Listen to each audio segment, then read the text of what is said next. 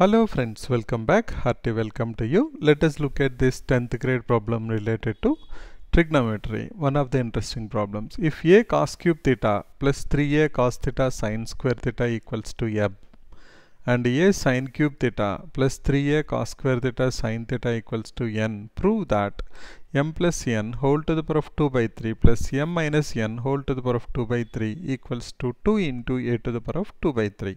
So we have been given that m and n are expressed in terms of cos theta and sin theta. We have to prove that m plus n whole to the power of 2 by 3 plus m minus n whole to the power of 2 by 3 is 2 into a power 2 by 3. So to understand, first let's see what is m plus n. So let's write down what is m plus n. M plus n is equals to a cos cube theta plus 3a cos theta sin square theta plus 3a cos square theta sin theta plus a sin cube theta. Now, if you take a common, you can clearly see that we have an algebraic identity here. Can you guess? Can you think about that? Let us see. Meanwhile, we will write down what is m minus n. M minus n is a into cos cube theta plus 3a into cos theta sin square theta minus 3a cos square theta sin theta minus a sin cube theta. Now if you observe these two statements, whatever we have written, you see there are two algebraic identities.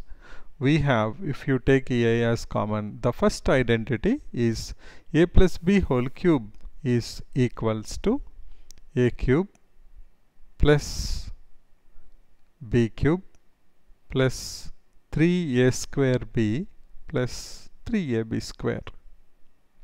Now in this scenario, can you tell me what is our a and b values? Yes, you are right. A is cos theta and b is sin theta. So what we can do with this? Let's think about that. Similarly, what is a minus b whole cube?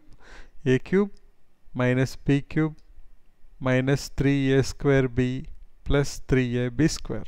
So now our problem became very simple because we are able to identify two identifiers. So we can factorize and write down m plus n is equals to, let's take a common there, it will become a into cos cube theta plus 3 cos square theta sin theta plus 3 cos theta sin square theta plus a sin cube theta.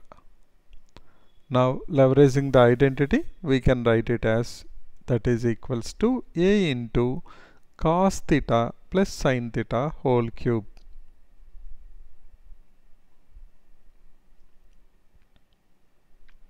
Now let's do the same thing in the second one also. What is m minus n? M minus n, if you take a common, we will have a into cos cube theta minus 3 cos square theta sin theta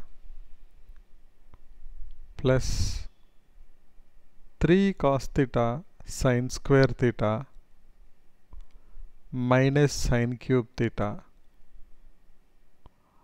We know that can be written in the form of a into cos theta minus sin theta whole cube. So since we sorted out what is m plus n and what is m minus n, let's go to the LHS and see what we need to find out. Our LHS is m plus n whole to the power of 2 by 3 plus m minus n whole to the power of 2 by 3. Let us substitute the values whatever we got just now. So we will write down in place of m plus n a into cos theta plus sin theta whole cube whole to the power of 2 by 3 plus a into cos theta minus sin theta whole cube whole to the power of 2 by 3. Let us simplify that. We will have in the next step a to the power of 2 by 3 into cos theta plus sin theta whole square. Why? Because when we have a power m whole power n, it becomes a power mn. So 3 into 2 by 3, 3 and 3 will cancel out. We will get cos theta plus sin theta whole square. Similarly, in the second case, we will get cos theta minus sin theta whole square. Now you see that you can take a power 2 by 3 common, and what is left out is in the form of a plus b whole square plus a minus b whole square. We know that is equals to 2 into a square plus b square. So we can write down a power 2 by 3 into 2. That is equals to 2 into a power 2 by 3. So m plus n whole to the power of 2 by 3 plus m minus n whole to the power of 2 by 3 is equals to 2 into a power 2 by 3.